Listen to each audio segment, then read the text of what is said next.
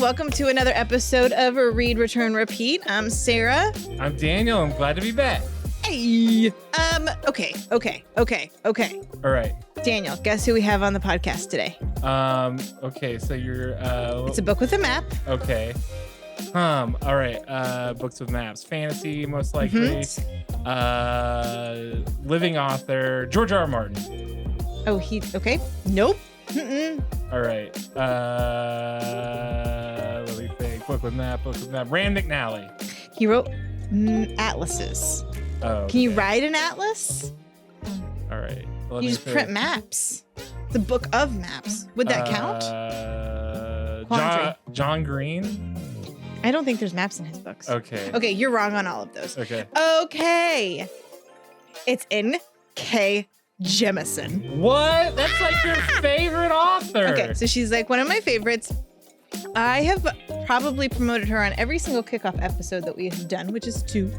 I'm pretty sure that I've written I loved these books by N.K. Jemisin on every single best book of the year that I've read one of her books in. I probably talked your ear off if you've ever talked to me in person. You have recommended me her books several times. N.K. Jemisin. That's so cool. Yeah. She's on the podcast.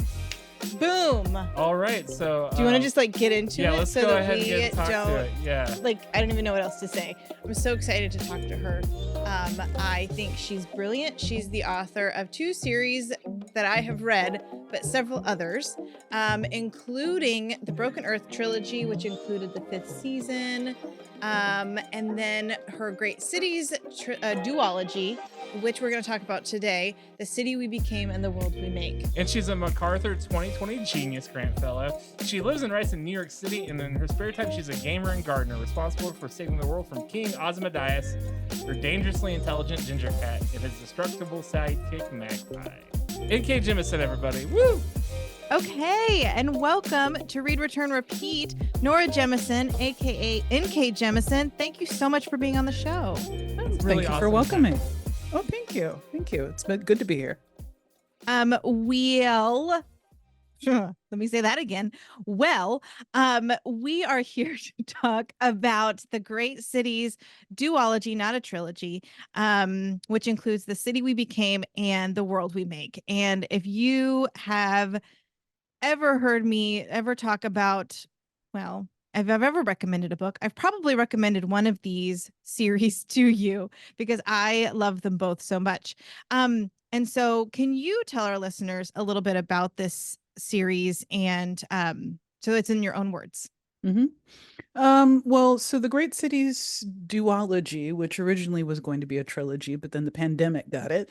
So the Great Cities Duology is basically about a group of ordinary people who suddenly discover that they are extraordinary because they have been chosen by the city of New York, a living, magically powerful entity, to represent its boroughs, which would be fine and just interesting in and of itself. But on top of that, they've got to fight basically Cthulhu. So yeah, lots of fun. Every time I explain it, it always gets kind of convoluted because I'm like, there's a midwife and then they're born and they're trying to and I bring in all of these motherhood imagery. And so it just gets a little bit wild and people are like, what? But I think I convinced mostly everybody to read it. So right. Oh, well, if it works, it works. That's the bottom line. Yes, absolutely.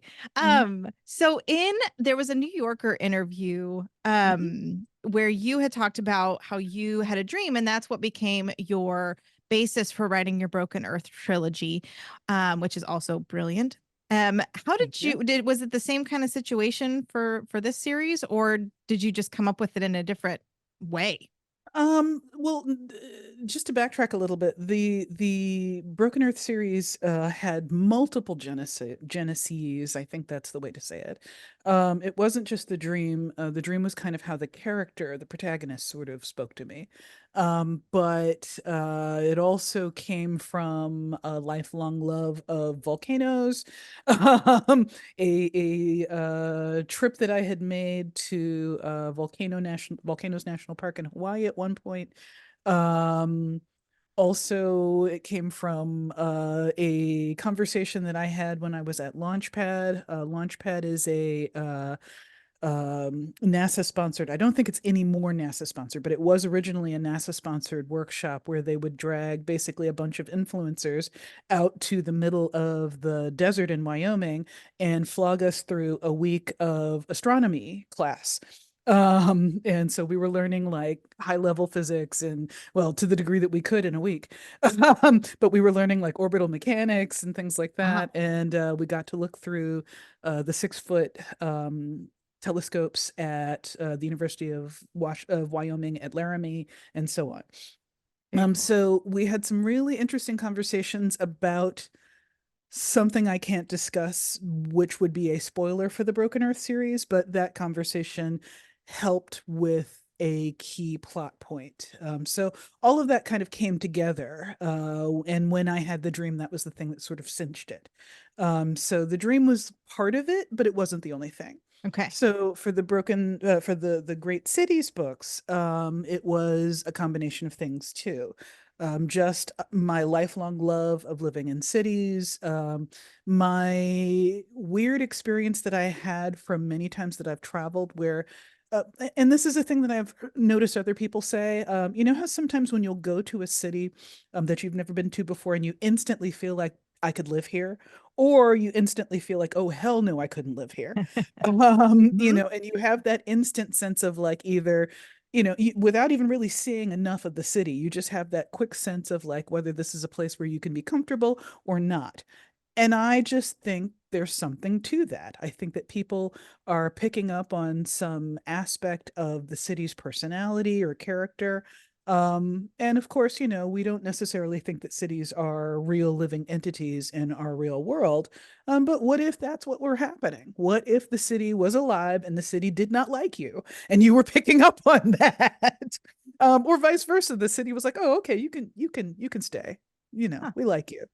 So that was really it. A combination of just me walking along and seeing, ordinary moments in the city and finding magic in them and deciding, why don't I just legit, like why don't I literalize that? Why don't I actually put magic in it? Why not? I love that. I totally, yeah, no, I like it a lot. A few years ago I got to visit a friend in New York, and I was in Mm. Queens for most of it. I just had a nice day in Queens. Mm. I was like, I could see myself living here, and I just was like, Hmm. I like, and then I get that too because there's like I do not like Louisville, Kentucky at all. Like that's Louisville hates you.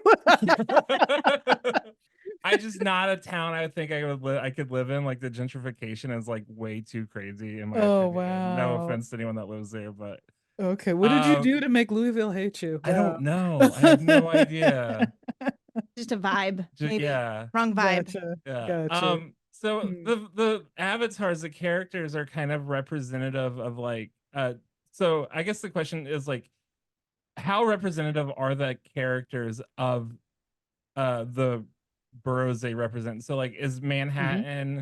is Manny like a transplant because a lot of people living in Manhattan are transplants, or was there a lot of intention there for your characters to have them be like Hmm. personalities representative of the Yeah, group? I did set out on purpose to make them recognizable, at least to New Yorkers, as, sort of caricatures of the city, as encapsulating like a lot of stereotypes about the city. So I don't usually like to do this when I'm creating characters, but in this particular case, because I wanted them to be recognizable with those stereotypical things, I picked stereotypes of each of the boroughs and put those as personality traits into each of the characters.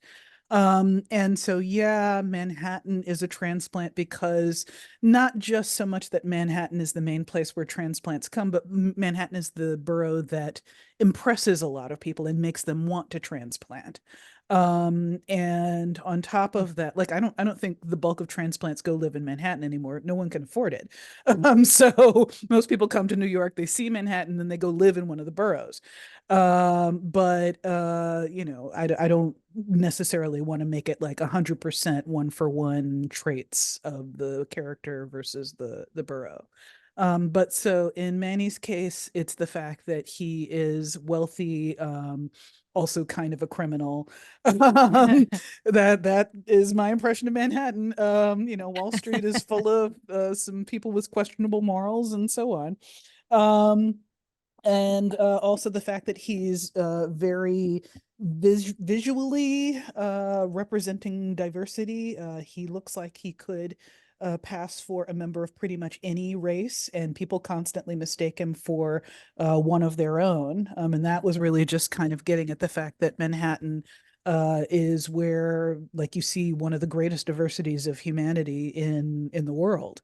You know, the number of languages spoken in Manhattan, the number of cultures present, the number of races and ethnicities and nationalities that have all kind of built little enclaves here is stunning.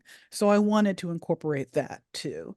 But sort of the core of it for him is that he is mostly representing Wall Street.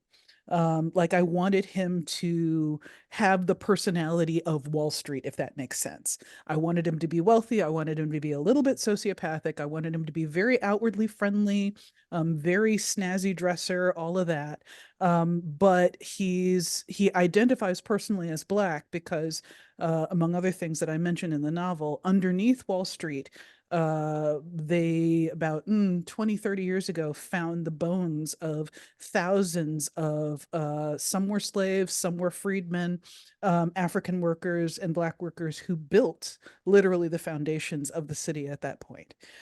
So, you know, I want him to be superficially Wall Street, but kind of underneath. You know, it's a little on the nose with the symbolism, but that's kind of where I went. And each of the other characters works the same way. Um, with the exception of the character who represents New York altogether, because he's just a regular guy, but his attitude, his soul is kind of the spirit of New York. So he doesn't really visually represent anything. He's just, you know, meant to be kind of spiritually more like New York.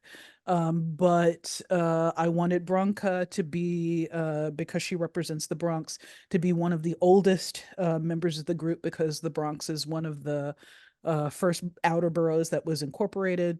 I wanted Padmini to be an immigrant because Queens is where the largest immigrant population of New York is, things like that. So I intentionally started out with like, what do we know about the boroughs? What do we think about the boroughs? And then I built that into each of the characters. So I've never been to New York City. Mhm. Um, but I definitely got a sense of how the city kind of works. And I know I've read all kinds of things about it. I've seen shows set in New York City. Like you get a vibe from the city, but I Mhm. felt like your book gave me, I mean, first of all, I want to go visit. It was almost like a nice little tourism, Well, hey, I'm thing. happy to bring some tourism to New York. Okay. So because they need it. Uh-huh. But as somebody who hasn't been, I didn't feel like it was inaccessible. Mm. So I didn't throw that Good. out there. I was hoping for that. I wanted it to. One of the other things that was the inspiration for this book was, or for these books, was the fact that I've seen so many TV shows set in New York that just don't feel like New York to me. You know, I was watching Girls, and it was set in there were a couple of scenes in Williamsburg. My father lives in Williamsburg. I partially grew up in Williamsburg. That was not a Williamsburg I've ever seen. And you know, I really wanted to just kind of depict the New York that I know, which doesn't seem to have made it into Seinfeld or Friends or any of the TV shows that everybody's familiar with. So I just wanted to show the New York that I have seen my whole life. That was it. Well, I think it encompassed everything. Mm, I mean, that's what you were trying to do is all of the boroughs need to work together in mm, order to, right, you right. know. And so part of that was also I wanted to depict the outer boroughs too. Like you don't usually see TV shows set in New York go outside of Manhattan. The only one I can think of is maybe How I Met Your Mother. Was that in Queens? I can't remember. It's been so long since I watched that show. But anyway, so that was really it. I wanted to make sure that we were actually getting into the parts of New York that nobody else got to see. So that was really it. I have a question about the avatars. Are they like, how are they like, without giving anything away, how are they chosen? Is it like destined at birth, or it's like their life experience is what kind of like led them to become the avatar? It's a life experience and personality thing. Neek, his name is eventually revealed to me, Neek, NYC, pronounced phonetically. Anyway, Neek has the attitude because, he's grown up with a lot of abuse. He's had a really rough life. He was, unsheltered, unhoused for a long time, has been through the foster system, which is brutal in this city. And so he'd had a lot of experiences, and as a result of it, had just kind of developed a kind of combination ruthlessness and don't give a fuckness. Oh, can I say that? We can beep it out. We can bleep it out. Okay, Yeah, all right, yeah, all yeah. right. Well, feel free to bleep. But it's important that I include the F word here because that part of New York language is also what he is embodying. So it's his attitude in that case. Padmini's got the kind of hustle mentality and the I want to make this place work and I genuinely love it here, but I still miss somewhere else. That I thought was a good representation of the attitude of a sort of typical immigrant. Um, let's see, Brooklyn being from here, born and bred. I wanted her to kind of represent the attitude of having watched New York go through all of the changes since the 80s or so, which is my life, which is what I've seen. And so, she refers to the fact that, back in the day, there were crack vials on the street that you would step on, and that the city has improved, that some of the changes that have happened over the years are for the better.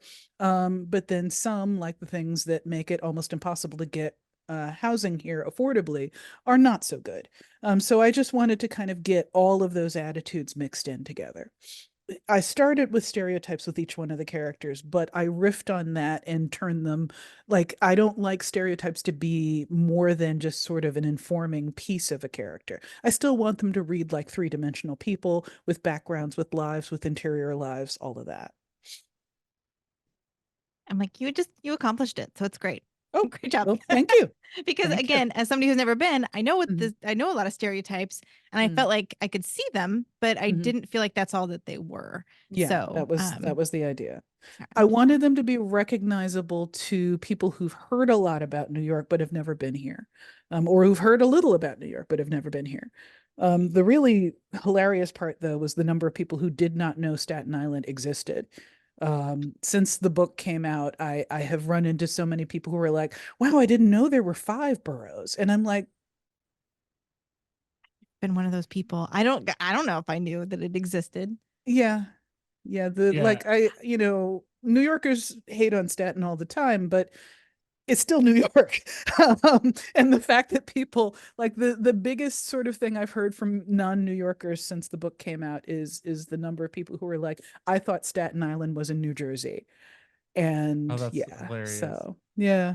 I Yeah. learned about the boroughs because I was a kid that watched Gargoyles growing up, which was this animated show, and all the Nice. I gargoyles. love that show. Uh-huh.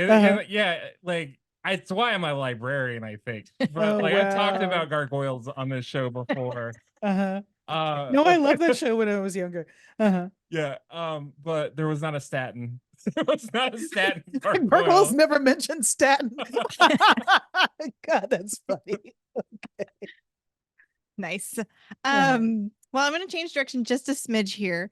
Because I want to talk about as you're kind of building this universe in which New York City is an alive thing, Mhm. um, you're also telling us about some of the cities that have failed in the past, right? Mm, Like Atlantis and Port-au-Prince, and mm, those failures are usually associated with some sort of like natural disaster. mm. Um, so we argued a little bit about this because I was like, no, it just makes sense. It's the natural disaster and it killed the anyway.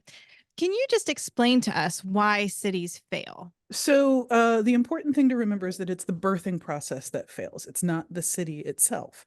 The city itself, usually there's something left to rebuild or to potentially grow again. So the process, as I described it in the book, is basically that cities, as they grow, as they develop a culture, as they become iconic in some way or another, they grow more and more spiritually or metaphysically powerful and deep and weighty within the world. And that sort of causes a pocket universe to form, which is basically like a womb. And the city develops at that point into something with its own life and its own energy. And then it is normally born from that space and becomes alive in the real world by choosing an avatar and all of that. That process can be interrupted and can be destroyed. The process itself of becoming a living entity is what changes. The city itself is still going to be there. So Port-au-Prince still exists, New Orleans still exists. Really, I just did that to explain, I inserted that element to explain why there are so many iconic cities in the world that were not described as being alive. Like, since I mentioned that New York is the first city in North America to transition, well, why wouldn't a city like New Orleans, with such iconic and powerful culture, why wouldn't a city like New Orleans have already done this before New York even, or simultaneously with New York, because it's got its own very powerful culture too. But I wanted to explain why that hadn't happened. And I tried to basically kind of retcon the whole thing then and say it did happen with New Orleans, something went wrong. So, Um, so there I what I one of the elements I really liked is how like the villain operates in this like mode of like systemic like racism and like the things that we see people doing with like people like recording and calling 911, and we see these tools that have been used to oppress people of color. mm, And one of the quotes from the book is, "A little fascism is okay as long as they can get unlimited drinks with brunch." And so we're kind of like been over the last few years, we're kind of seeing a rise of this like fascism in the US, and nationalism and all that. And mm. but then there's also the complacency, which I feel like that you kind of talk about in the book. And I guess the question is, why do you think people are so complacent? I guess. Well, I mean, I think that is a core aspect of American identity. America's always had a fascist streak. I mean, we had Jim Crow. Before that, we had slavery. We've always been willing to be authoritarian towards certain groups who are what is the phrase, bound by the law but not protected by it, and so on. That when you live in a society that creates these kinds of nationalistic supremacist systems, putting some people in reservations and so on, you we've been living in a continuum of fascism, and we're all sort of used to dealing with a certain amount of it and just accepting a certain amount of it. And so I think that's just sort of a key part of the American mindset, is, as long as the fascism isn't hitting you too directly, then you feel generally okay with it. Um, but I wanted to touch on that specifically with respect to New York. New York has had a more leftist history than most of the country. We used to have free college in the CUNY system. We still have on the books a rule saying that we welcome all immigrants and we're going to try and shelter and house all immigrants that come to the city, and things like that. So we're dealing with a slow change in New York's ideologies. And over the past few decades, our free colleges have become for profit. The attitude of we welcome immigrants has been eroded by the sort of national anti-immigrant energy that we're seeing from the right wing and red states. And it's affecting even New York. You're hearing a lot more anti-immigrant rhetoric than used to be normal for us. We're the city that's got the Statue of Liberty in it, send me you're tired, you're poor, and yet we're suddenly starting to be like, well, we don't know, I don't know how we feel about all these immigrants. This is a terrible thing. No, that's what made New York. And so the idea that we are developing this anti-immigrant ideology and accepting more and more of these fascist ideologies within what used to be the spirit of New York is a threat to me, and I wanted to depict that as something negative. And that I think it was Bronca and Brooklyn who were having that discussion. But those are, again, the two oldest parts of New York acknowledging the ways in which New York is beginning to change. I don't remember if it's in the first book or the second book, so I don't want to like pull up any plot points. But I can never remember stuff like that. That I don't, the way that you've layered things in this book just is brilliant to me. Like with the fascism and the fantasy elements and like birthing things. I just people need to read this book if they haven't already. And then come talk to me about it so I don't have to worry about spoilers. I was very lucky that actually I was in Chicago this weekend for training, and I was like listening to it on the Blue Line and going to various neighborhoods listening to it. And like we live in a city, but it's not really. It's like 400,000 people, but being in like a massive metropolis or urban-ish and going to various neighborhoods was like really cool way to experience your novel. So also, can we talk a minute for the audiobook? Sure. I thought that your audiobook narrator, Robin Miles, is that right? Yeah, she's fantastic. Fantastic. Just and the way it was produced with some of the sound effects, they had fun with amazing. That one. I was surprised by it too. When I first listened to it, I was not expecting to hear her like do the end credits in the voice of the woman in white, and it sent chills down my spine. It was great. Bathroom scene where she kicks in the door and all the things. Yeah, it was she did so such good. a good job. It's a great, I listen to a ton of audiobooks, and they very rarely, they'll have like opening and closing music, but they don't do sound effects. And I'm like, this is enjoyable. I want to read more audiobooks that actually immerse me and stuff. So yeah, me too. I'm a big fan of story-based podcasts. So I don't really do so much informative podcasts, but I listen to like the Magnus Archives, for example. And good sound design can just break you. Like I was delighted to see that they had so much fun with that one. But I encountered Robin when I had not been able to pick my audiobook readers before the Broken Earth books. Fame gets you something. But with the Broken Earth books, they assigned Robin to those books. I did not choose her. And when she did this incredibly thorough like calling me and asking for pronunciations and wanting to understand the story. She read the book. She got to know the characters. She interviewed me about basically how the characters should sound. She gave me several samples of accents and things like that.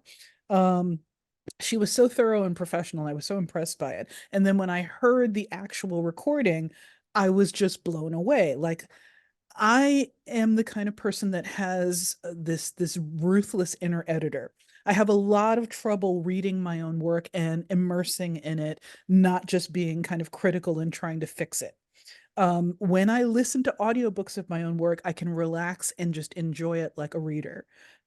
Sometimes I forget that I wrote it, and I'm sitting on the edge of my seat and I'm like, I wonder what will happen next. Oh, I know what happens next.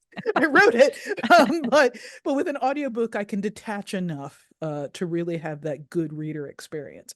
And I had it with that book when I listened to the audiobooks of The Broken Earth, and I said, I want her as my audiobook reader from here on. Can we do that? So far, Hachette has accommodated me. Awesome. We were talking about the questions we wanted to ask in this, and I was we're trying to remember plot points from Broken Earth, and I was like, oh, I Mhm. should go back and reread it. But maybe I'll give it a listen instead. That sounds great. Yeah, she did a great job with that. So back to the book at hand. We wanted to ask you about the magic because you've talked about how, New York is imbued with this magic.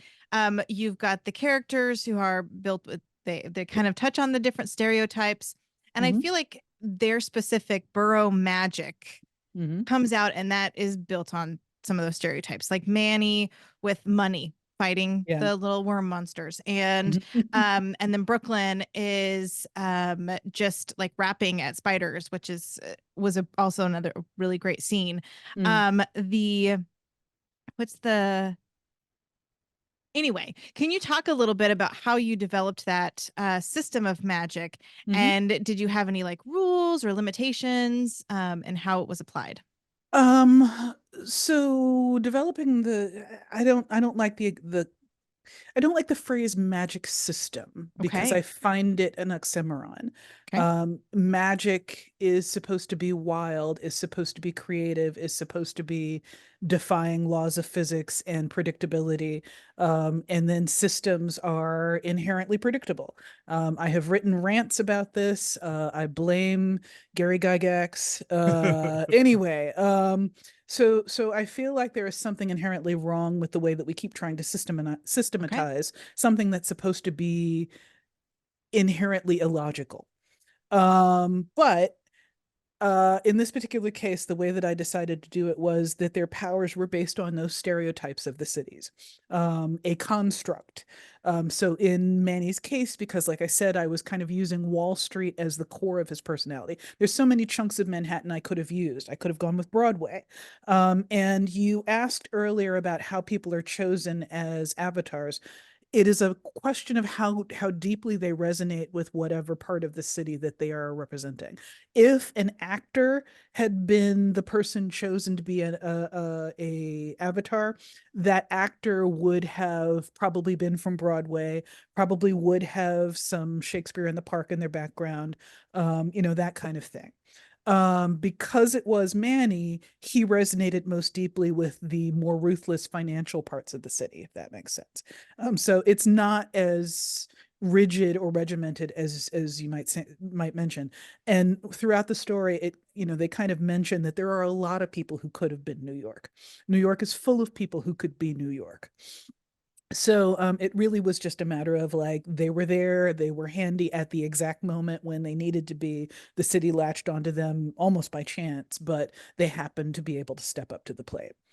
But in terms of the actual magic system, I'm sorry, I'm wandering all over the place. I think it's Um, fascinating. Keep going. Oh, okay. Well, so in terms of the actual magic usage, I just went with like, what is the most iconic thing I can think of about that particular borough or that particular city in the case of the non-New York avatars who get mentioned. And some of that is based on me Googling iconic things about Hong Kong, or whatever. And trying to see what keeps popping up in pop culture about these places. But in the case of New York, I could go with my own impressions. The most iconic thing about the Wall Street area of New York and the financial district and that whole lifestyle is money, real estate. The real estate lobby is probably the most powerful political entity in the city. All of that I wanted to incorporate. So Manny's power is money. It's also style, it's also visuals, it's also, kind of being a smooth talker, fast talker, a deal maker. All of that is part of New York too. So I wanted to incorporate that. Another example is with Staten Island. Staten Island is kind of known for being a bit xenophobic compared to the rest of New York. So I made the avatar of Staten Island's power xenophobia. The more afraid of somebody she is, the more damage she can do to them. Yikes. And if she literally says, "Get off my lawn," you get teleported via like I don't know, dimensional gateway or something to somewhere else. So kind of toxic xenophobia is her power. So I tried to have fun with it. The whole point of this was to have fun. I meant for the Great Cities books to be my fun palate cleanser after the heaviness of the Broken Earth books. And it started out that way, and then the pandemic happened. So the fun, lighthearted part of it kind of started to become harder and harder. But that was really it. I meant for it to be a little bit of a joke. Haha, Staten Island, magic xenophobia. Of course, that's funny. To me, anyway. I was reading an article that talked about kind of the feedback that came out after, like, because COVID happened, and a lot of New Yorkers, it was talking about like reading the book since the city was like locked down, and Mm, people were connecting with the book because it was reminding them of the city before mm, the like lockdown and things. And I did, mm. that was really cool. Did you get a lot of people like reaching out and stuff and thanking you and like? Not so much with the thanking me, but the book came out in March of 2020. So and the interviews that I got all around that time were like, how did you know the pandemic was coming? And I'm like, I didn't. I talked about gentrification as using a disease model, and kind of implied that the rapid sort of growth of the woman in white and her influence within the city was viral in its power, and that just happened to occur at the time of a virus running rampant. So it was literally happenstance, and timing. But it does sound like the books distracted a lot of people from the stresses of lockdown, and I'm glad that I was able to do that. I needed that myself. So if I could provide anybody else with any kind of entertainment during that time when we were all stressed out and wondering what was going to happen, great. That was the intention. That's really cool. Mm. Um, I like you're talking about gentrification, and there was in one of your interviews you're talking about like seeing Williamsburg change from chop shops and brickyards to like hipster central. And I mentioned before, I went to Chicago and I went to like Wicker Park because I always heard about it like as a neighborhood, and it reminded me of like a tourism town. Like Mm. everything was retail and there's tons of tourists Mm. there, and like I guess like gentrification is like it's like a neighborhood's erasure as it becomes something very vastly commercial. But then like um I guess my question is like, is there like a balance? How do like how can you like improve a neighborhood but also not like erase it or get like change it and things? And like is just not, I'm not saying gentrification is like ever good, but it does like obviously bring income and things to these neighborhoods and like safety and stuff. But I It guess so part of the problem that a lot of people have is that gentrification is not a well understood term.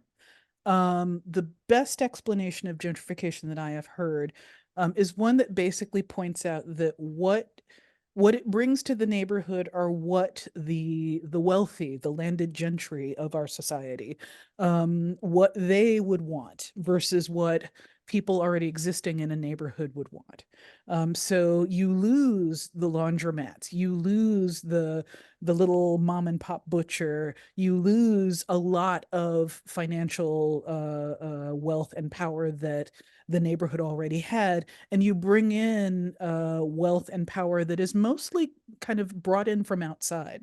Instead of the local coffee shop that makes things the way you want, and keeps the money in the neighborhood, you've got a Starbucks, which is coming from, I don't know what, Seattle. I don't know where Starbucks is based. I can't I think you're remember. right. But which is coming from outside the city, which the money is going back outside the city, and it's bringing an ethos and an aesthetic that is from outside the city. So you're losing. You still got coffee, but you're losing the local character, the local circularity and circulation of wealth and power. Um, and so you gain things that make the neighborhood look better or more appealing to wealthy people who don't necessarily even live there, who would be willing to come in as tourists and see it and find it engaging at that point, but they don't live there. They don't need their clothes dry cleaned. They don't need all the things that locals need.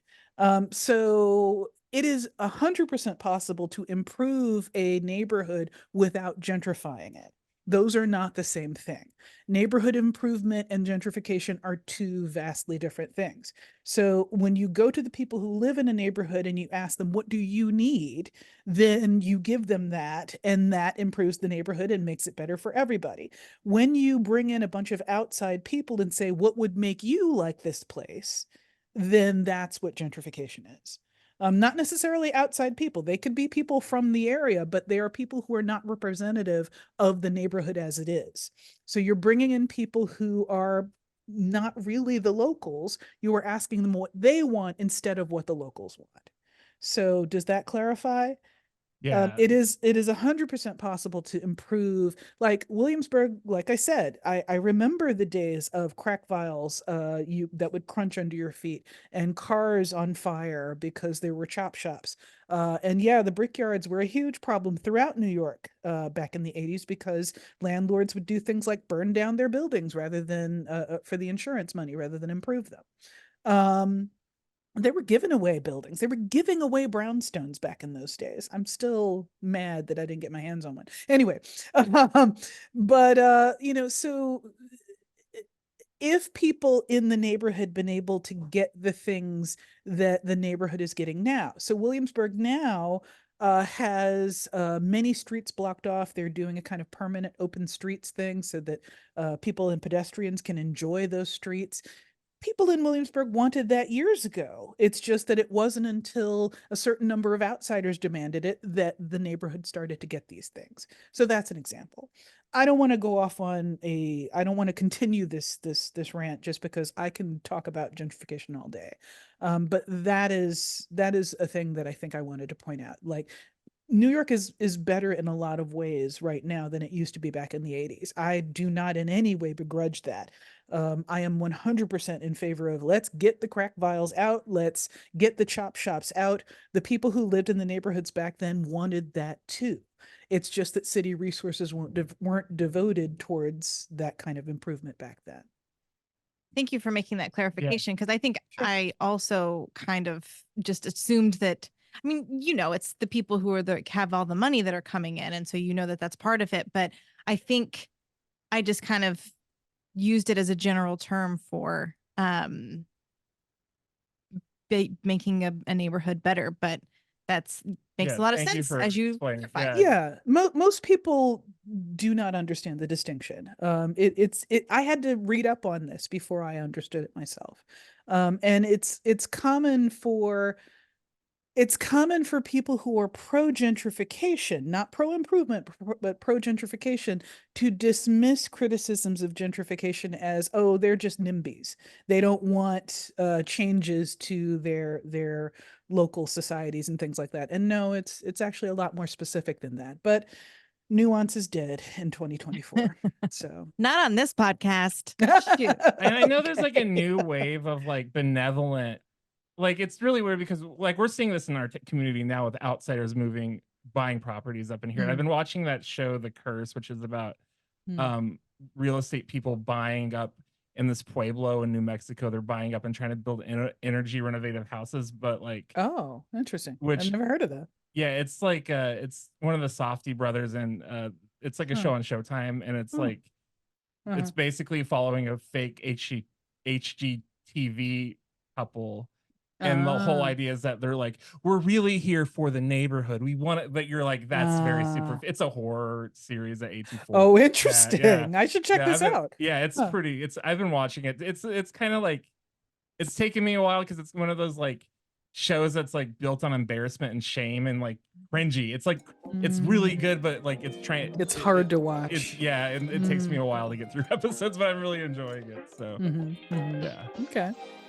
Well, I think on that note, we should take a short break. And then when we come back, we have a lot more questions for you. Well, not a lot, but we have several more questions for you. Sure. And so, yeah, we'll be right back.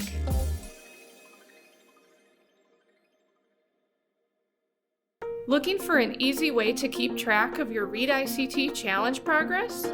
Check out the Beanstack app. With Beanstack, you can participate in library reading challenges, log reading activities, and even win prizes. You can access the app either through the Apple or Google Play stores or on a desktop computer by visiting wichitalibrary.beanstack.org. If you are participating in the ReadICT Challenge, every month you log a book, you will be entered into a drawing for a chance to win a cool bookish-themed prize. For more information on Beanstack, visit wichitalibrary.org/Beanstack. Okay, and we're back with N.K. Jemisin, Nora Jemisin, author of the Great Cities Duology, and we're talking about the city we became. Mhm. So we've talked a lot about the avatars and what they represent. My question for you is, are they based on like real people? You know, is Manny somebody that you know, or is a group of people that you know? And do any of them represent you? I mean, all of my characters represent me to some degree. Okay. Because there are reasons that I choose certain people. It's not always a conscious thing. So, you know, I think the writer's personality is permeated throughout all of their writing, whether they intend it or not.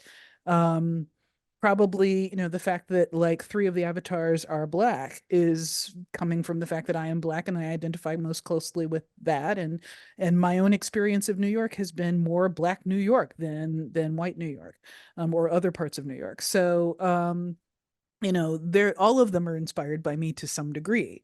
Usually not overtly, because I don't really I don't intend to do self-insert, but I might do it by accident. I don't know.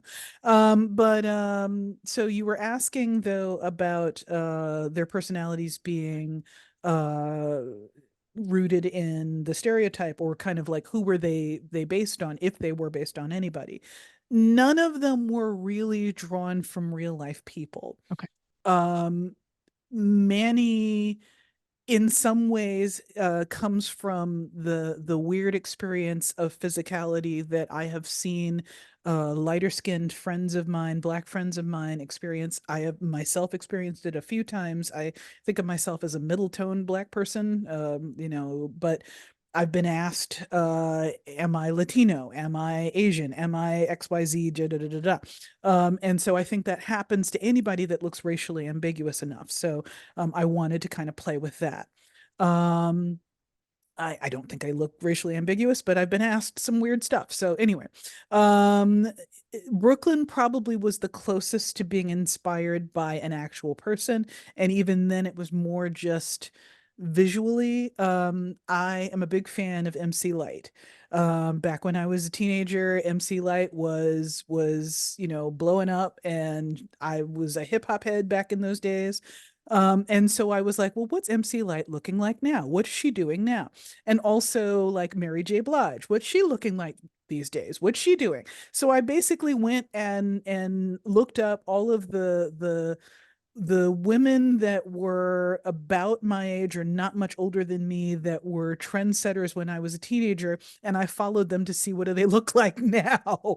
And you know, I see that they are, you know, in some cases older looking, maybe they've gained some weight, whatever, but they're still stylish as hell. They still dress to the nines. They still try and make sure their eyebrows are done, all of that.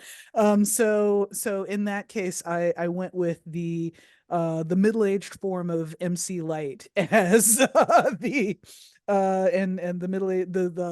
later aged form of Mary J. Blige as visual bases. She's not much like either of them in personality, but other than that, none of them were really based on specific people. Bronca was derived from pretty much every older lesbian that I have encountered over the years in the art world. And that is potentially getting me in trouble by saying that they have similar aesthetics in some way. But the ones that had the similar aesthetics stuck in my head. And so she is an amalgam of many older lesbian artists that I have met over Well, many she's parts of my life. fierce, so it should be I am a a giant fan of compliment. her. So Yes. yeah. So yeah,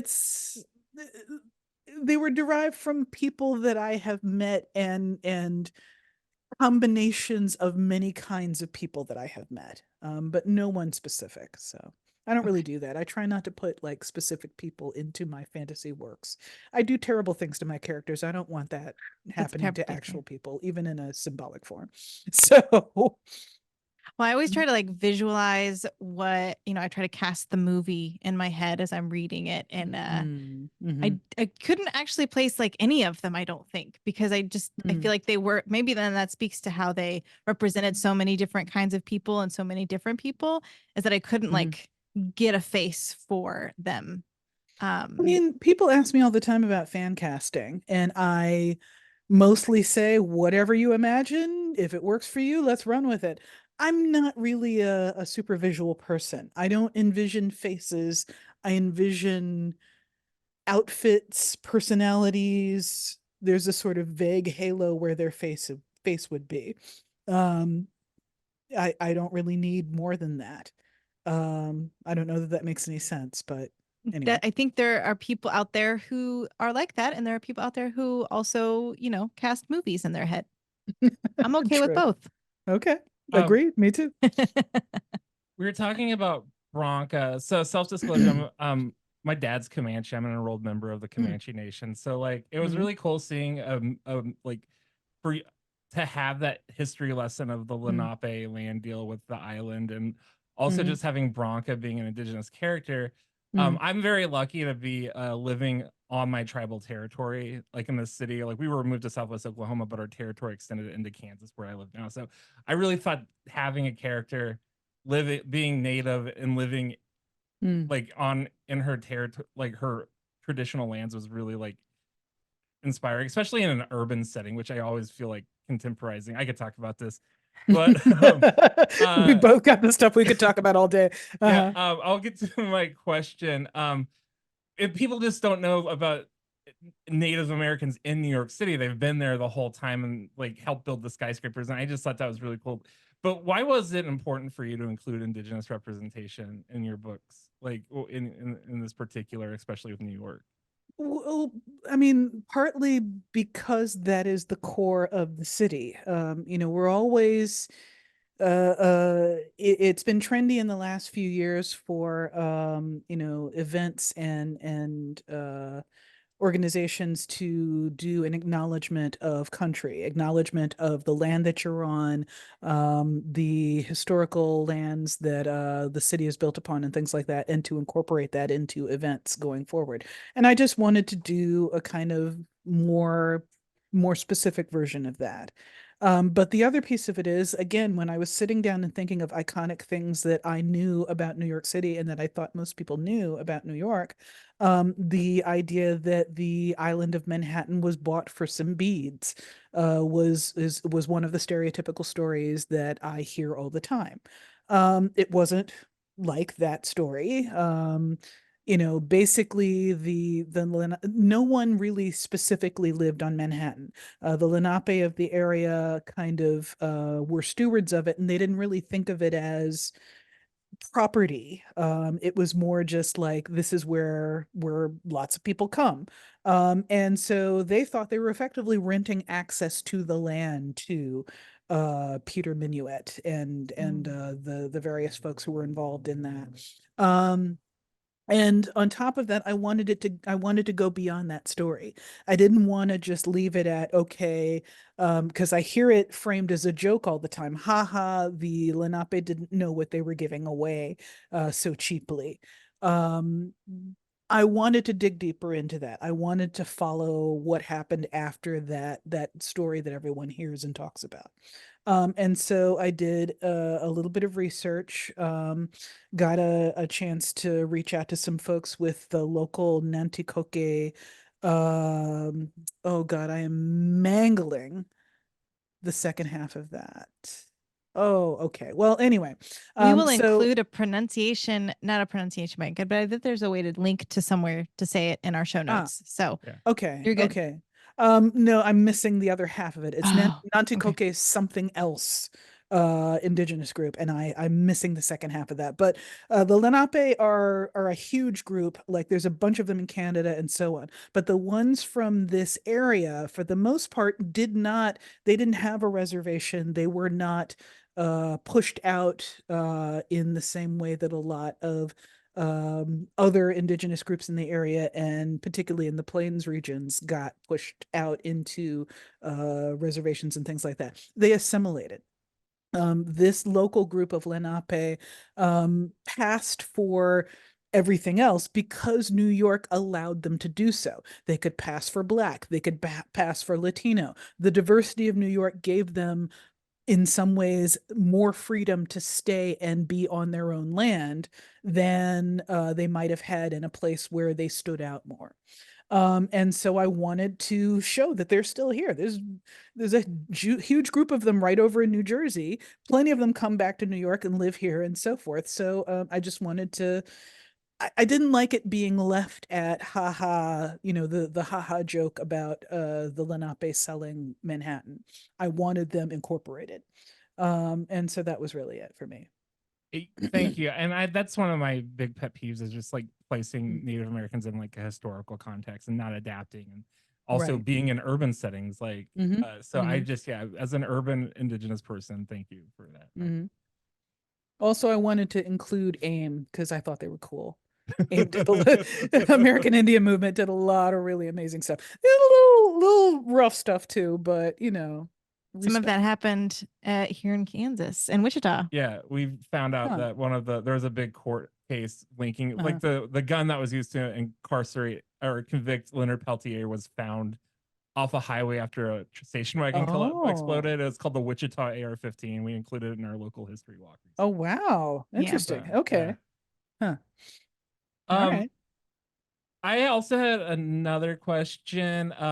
So you reference like the H.P. Lovecraft in the novel. There's allusions to, but if for those listening, he was a huge racist and bigot, and I just had a question about like, how did you go about like incorporating that, and like what was what were you trying to like grasp at, or like I guess like what are your thoughts about H.P.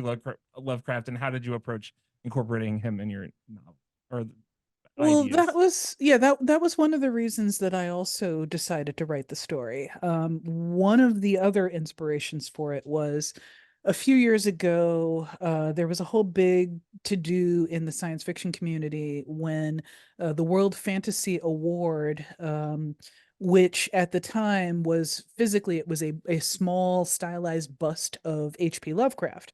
That award got given to Nnedi Okorafor, who is a Black science fiction writer, Nigerian American. And Nnedi is well versed enough in American literature that she was like, do I really want the head of a notorious racist sitting on my shelf of supposed honors, looking back at me? Like, what kind of honor is this? Why on earth are you honoring him and painting the honor given to me? And others have pointed that out over the years. It wasn't just Nnedi that raised, some awareness of it. Most notably, China Mieville was also like, what the hell? But I had never gotten a World Fantasy Award, and I didn't know what the award looked like. I hadn't paid any attention to it. So that brought the award and created a huge discussion within science fiction about the importance of Lovecraft and whether he could still be honored when he was such a hateful person. And that whole discussion just got stuck in my craw. I didn't want to. It offended me that so many people viewed Lovecraft as worthy of honor, despite he respect to his writing, that the writing was influential and that the writing was iconic in many ways, does not absolve the fact that he was sort of a terrible human being. You can separate art from the artist to a degree, but when in his particular case his hatred was the source of his art, when you compare the letters that he wrote to friends about how disgusted he was by immigrants in New York, and then you compare those against his descriptions of monsters from the beyond, and you realize they're the same, then you realize his bigotry was the inspiration for his work. One of the most fascinating things that I kind of realized was I read The Horror at Red Hook, which is a short story by H.P. Lovecraft set in the neighborhood where IKEA is now in New York. Anyway, but so set in a neighborhood of Brooklyn. And in the story, you can just see how much he loathes Brooklyn. And he sees the diversity of the city, the polyglot languages, the various food smells. You can see him reacting to all of that with recoiling and horror. He looked at the city and saw nightmares. I look at the same things and I see beauty. I look at the same things and I'm fascinated by the fact that we've got so many languages mixing and mingling that most languages of the world have developed a New York accent or a New York local dialect that is very specific to this city. And that's fascinating to me. I go to Chinatown and I see food that I want to try. I run into people that I want to have conversations with. He went to Chinatown and saw nightmares, absolute horrors. So it is impossible to discuss Lovecraft's art without discussing his bigotry. And specifically his anti-New York bigotry. So that was where I wanted to go with that. That was one of the things that inspired me to write the original short story, The City Born Great, I think. What was the name of the short story? It's Oh my the God. one that it came before this book, right? Yes, the You short say that, story and I was. forgot that. I can't believe I've forgotten the name of my own. Okay, well, all right. Look it up. I can look it up. Not I'm a enough coffee. librarian. Sure. Um, But I anyway, I think it was yeah. The City Born Great. So I recently found out like where he wrote a story called The Mounds that takes place in Anadarko, Oklahoma, which was where a lot of my like father's family was placed after relocation. And that's just like I want to read it because I'm curious, but also like I don't really want to see what he thinks of like my great grandparents or whatever. Like so. I mean, it's fascinating. I do not believe in censoring any reading. I think it's valuable to go and read Lovecraft. You need to be braced for, especially if you are a Black person reading Lovecraft or an Indigenous person reading Lovecraft, you need to be braced for some actually genuinely heinous descriptions of you and everybody that you know. But I think it is valuable to see this and realize if Lovecraft is as influential as people were insisting that he was during that whole discussion within the genre of fantasy, well, that means that fantasy, American fantasy, has been influenced very powerfully by a giant white nationalist. So, how much of American fantasy inspired by Lovecraft has been inspired by basically a kind of symbolized white supremacy? That is a fascinating thing for me that I want to kind of dig into. And it's something that I end up writing about and writing against in my own depictions of fantasy. But so that was really where I was trying to go with that. And I know librarians have that with the Dewey, Melvin Dewey. Melville Dewey has a legacy that is being examined right now, and people are interesting, changing names of awards because of. I think he was a huge I don't know anything. I don't know anything about Dewey. He had all the ists. Yeah. If you look at some of the original classifications, they had like women's health next to like mental health problems and mental illness and things like that. I didn't know that. It's not right. Okay. Library of Congress. And people often want to dismiss those historical figures' bigotry by saying, well, it was just a person of his time. In Lovecraft's case, even by the standards of his time, he was exceptional.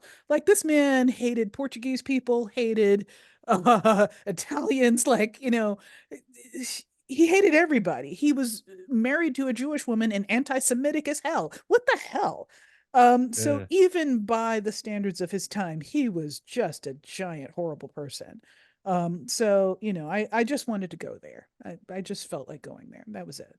I like how you phrased it, though, and I can't remember what phrasing you even used, but when we were thinking about that, it was like this juxtaposition of H.P. Lovecraft horror, a horrible person, but like all of the characters in your novel are multicultural, and they're trying to lift each other up, and they're trying to like save New York for New York's sake, even with all of its, because of all of its diversity and things like that. And the way that you talk about it, I can see that now, and what the way that goes in the novel. So not that that made any sense in that sentence form, but I think you guys know what I mean. Actually, yes, it did. So we haven't had time for you want to get the next one? Yes, I do, because we've ended all of our questions that we had about the great series, but I have you on the line, and I feel like I would hate it if I didn't get the chance to ask. But I've talked about how much I loved your Broken Earth trilogy, and for those of you listening who haven't read it, check it out. I'll tell you all about it some other time. But in that book, one thing that just struck me is that throughout the whole trilogy, it's a multiple POV, and one of the POVs is from a second person perspective. And so it's the narrator is telling you how you feel and what you are doing and all of these things. And it is a heavy series. You're right. I forget because I was just so enthralled with it. But like, I thought that point of view, I just thought it was beautiful, and it stuck with me for a long time after I read those books. And so it's the first time I've encountered it. It's really the only time I've encountered it. I can't say that it exists elsewhere in the world, but what inspired you to take that POV and take it through the whole? We won't give away who the POV is. You do find out, but what inspired you to do that? Well, I've read other second person books. That it does exist. It is a thing that exists in the world. It's not often utilized. I think it's difficult to utilize well simply because we as a culture are not very practiced with it. Literary styles go through trends just like everybody else, just like everything else. Used to be back in the day that omniscient POVs were the done thing in science fiction and fantasy. Like, say Gorman Gast off the top of my head. And where the narrator is basically talking to the audience and explaining everything. And right now third person limited POVs are very popular, but that comes and goes. I don't see any sense in, like, I see people all the time saying I hate second person, and I'm like, it's just a tool. It's just a way of describing things, and its efficacy depends on how the writer uses it. So I don't believe that there is such a thing as a storytelling form that shouldn't be used. It needs to be used right, but they should all be available to use. So second person, I just, when I am coming up with a new concept, I have a feeling in my head that I am trying to get out via the words. And I cannot describe it beyond that. Like, there is a sound or a tone that I need the writing to have. And I just write test chapters in different POVs, different voices, sometimes with different characters. And I try different test chapters until I find the one that goes ding, ding, ding in my head. And second person turned out to be the one that worked. And it's not the only thing I use in the story. I think at one point it's second, third, and first person. So I just do all the persons. But for certain parts of it, it was necessary. And so I just wrote it the way that it sounded. I thought it made it very, like, I don't say well-rounded, but I feel like because you had the limited third person for the main character, and then you had this you chapter where there's still very much the subject, but it's a very different point of view of seeing what's happening through this unknown person's eyes. And anyway, it was fascinating, and it was a great way to experience that for the first time. So well, thank you. Thank you. I'm sorry. I just keep telling you how much I loved all your stuff. Thank you. I I'm mean, not gonna the apologize for second person has gone through its own trends as well. you know, off the top of my head, I can think of Italo Calvino's If on a Winter's Night a Traveler. There are a lot of classic novels that used second person. I don't know why it fell out of fashion. I think, like I said, just because it's a little difficult to use. Also, things like choose your own adventure novels kind of eroded the value of it, I think, many years ago. But choose your own adventures are second person in a lot of cases. That's true. So, you know, That's so true. we all grew up on second person, and I then feel- somewhere in there we decided it was bad. I don't understand that, but anyway. I feel like I just read a short story in one of the anthologies. I read a couple of horror anthologies, but I can't remember which one it was. But it was. I kind of mean, I've used second person in a few of my short stories too. So, yeah. you know, if you've read any of my short stories, you probably encountered it in other places. But yeah, anyway. Well, I just wanted to kind of get your thought behind using it. And also, by the way, it was The City, comma, Born Great.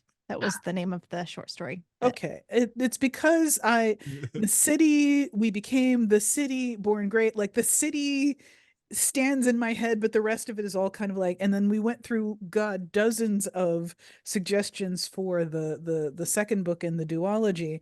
And so many of them lodged in my head that it's difficult for me to remember which ones we actually settled on. Anyway. It's okay.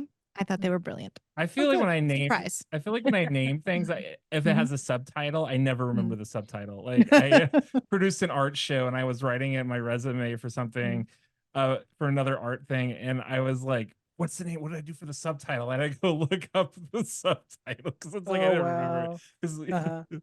But so do you have 3 books you would recommend to our readers? I have been reading, I've been doing a lot of back reading over the last few years because during the pandemic, I mean, the pandemic is still kind of happening, but during the worst of the pandemic, my own response to it was basically to stop reading. And so my to be read pile is huge and terrifying, and I'm trying to catch up.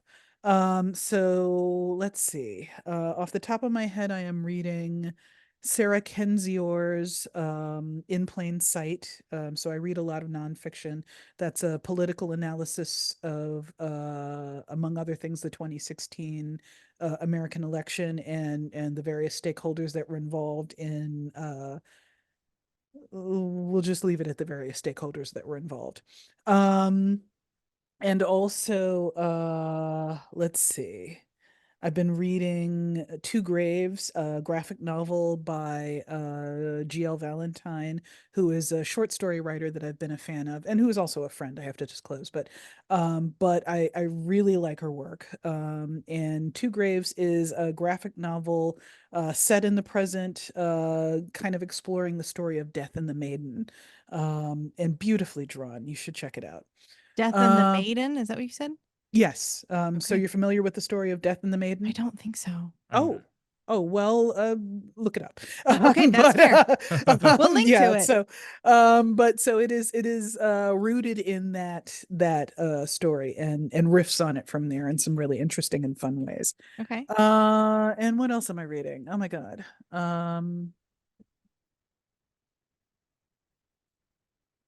Do any of I them have can't think of a maps? third one. Huh? Do any of them have maps? Technically, the category that we're focusing No. on for your book, which we didn't tell you, but we probably told you when we asked, but it's Mhm. for a book with a map. And Huh. I was like, all of your books have maps, so we'd be fine. All of my books have maps because they are an expectation in the fantasy genre. I don't like maps. I have read ranted that. about this before. I don't like maps. Maps tell me too much about the story. They're spoilers to me. Because you know, you don't put something on a fantasy book map unless you're going to go there. So like you don't just put random true. stuff on a fantasy book map. When I did the map for the cities books, I deliberately pointed out some locations that we don't go to in the story to try and circumvent that effect. And so what it means is that all these people are like, well, what about the Statue of Liberty? When are we getting to the Statue of Liberty? You pointed that out on the map. I'm like, we're not going there. I'm just doing it as red herrings to mess with you. Anyway. See, the idea is like, this is just a normal city map of New York. And then like, it looked like the characters had kind of like annotated it in different ways. And so that, or maybe you, the author had annotated it in certain ways. And so I just enjoyed it for what it was. Yeah, that's basically what it is. But the specific things I chose to annotate were sometimes red herrings on purpose because I Okay. don't like the fact that maps tell me too much. So happy to be part of your look at books with maps, but I hate maps. So Are there I, any I may have infographics? disqualified myself from future. Nope, never. Mm-mm. Are there any infographics that you like a graph or a pie chart, or do you have a favorite infographic that kind of like, I'm not a visual person. I yeah. don't Yeah, she's not a like visual person. I know how to read graphs. I find them informative in nonfiction. In anything else, they're just background noise. I get meaning primarily from words. I'm the kind of person who reads for nuance, reads for tone. All of that subtlety is not visible in visual stuff to me. And it's just me. I literally have realized I don't see as many colors as other people. Oh, um, I don't, I have a good friend who I kind of joke that she can see shrimp colors. And she literally can see the difference between like mauve and off mauve. I don't know. I'm Or colorblind as whatever. well, and it's Yeah, not red. yeah, Yeah, but there's some I people don't think who I'm can see. colorblind. I literally just can't see those extreme that's what I faint have. I don't variations of have the color. red green. I have a, Mm, I don't know what it's called, but it has something mm. to do with my neurological conditioning affecting my optic nerve. It's not that I Oh, can't see interesting. certain Uh-huh. colors. I see less. Like Ah, people will okay. show me like 4 colors of orange crayons and they're all different. I'm like, that's the same color. So yeah, whatever And that maybe is. that's me. Yeah, maybe Yeah. that's me too. So, but I think it's also that like there are people who can see more. Mhm. It's a range. It's a range of visual acuity, and I never really paid attention to stuff like that before. I just colors and light and imagery don't mean as much to me as words and sounds and things like that. So, We're tetrachromats, and you're so people with two cones in their eyes have it's not like cones, but is they're that what anyway. it's It's called? a whole Okay. thing, but we're Huh. no wait, we're tri. We have three cones, but some people have four, and a lot of Oh, animals have four, which allows them to see oh, like ultraviolet colors. the Wow. shrimp I colors. read a whole chapter about it in the not the world we make because that's your book. Immense World. I'm not Ed familiar with Young. that. It was really good. Oh, fascinating. Okay. Yeah. It's Yeah, all I about the mean, animal kingdom. there was a oh gosh, was it the nib? Well, there was a cartoon going around many years ago about mantis shrimp and how cool mantis shrimp were. And mantis shrimp, among other things, can see thousands or millions of colors that human beings cannot see. And this is why I joke about shrimp colors. There are people out there who can see not like mantis shrimp, but better than the rest of us. So yeah, anyway.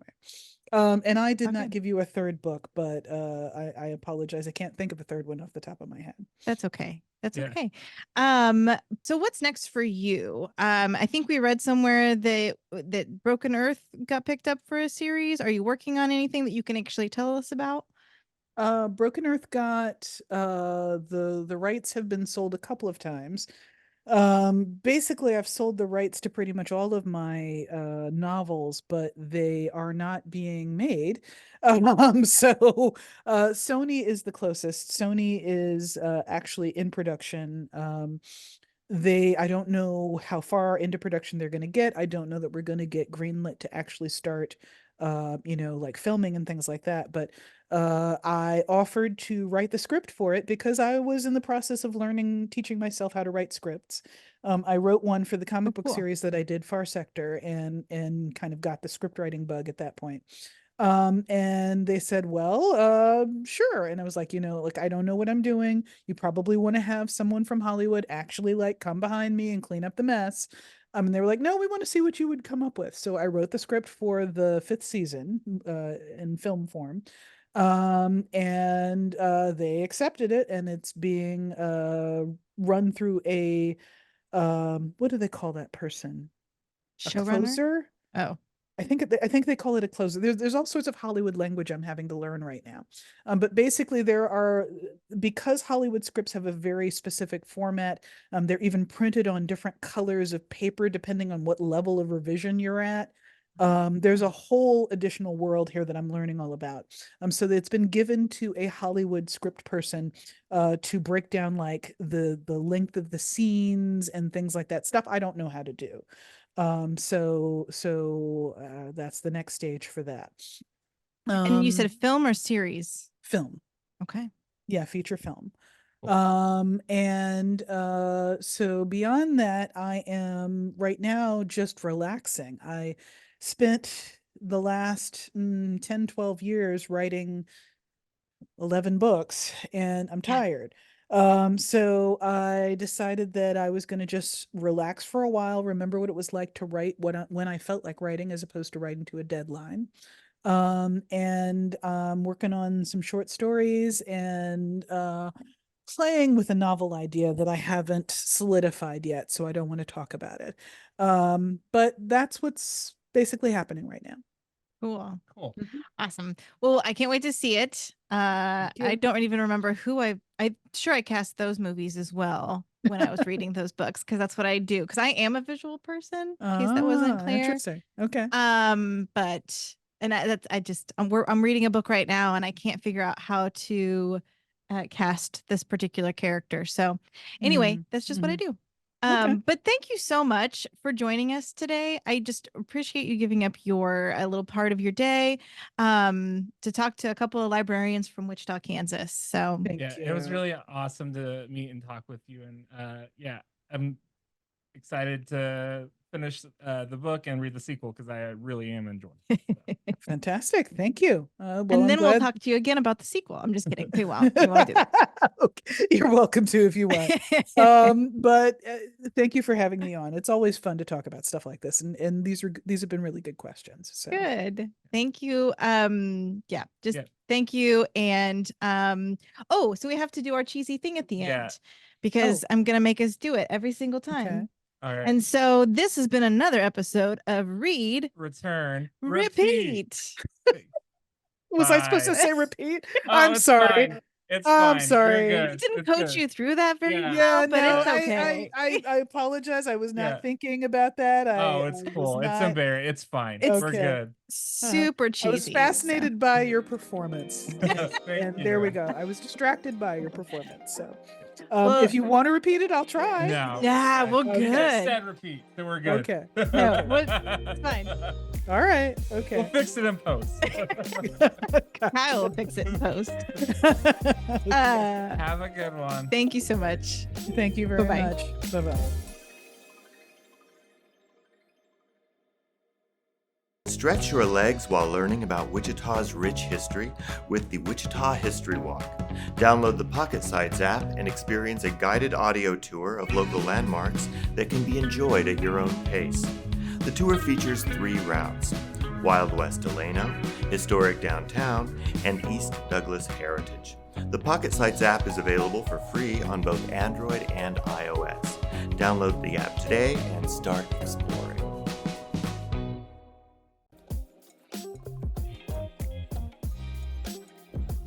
Was that maybe one of the best interviews of my entire podcasting career? Yes. Oh my god, yeah, it was really cool.